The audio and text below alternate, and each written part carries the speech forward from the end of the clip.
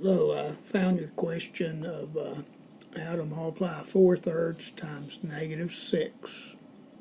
So you're asking, how do you get this over here? Of course, you got to add 2 to that.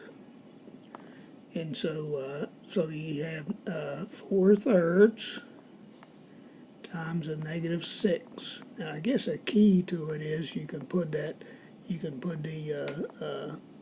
-6 here, you can put it over 1. So this is multiplication here. And so I could just say I can take this 3 goes into -6 -2 times.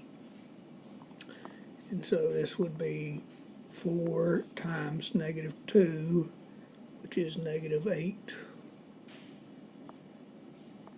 And so 4/3 times -6 over 1. I just divide the 3 into -6, it would go -2 times, and multiply that by the 4. Since it's over 1, we could just ignore that and multiply the 4 times -2, and that's -8. That would be this part here. Of course, you have to add 2 to that. If you add 2 to -8, add 2 to that, this would be -8 plus 2, that would be -6. So I guess that's what you're wanting here. What's y?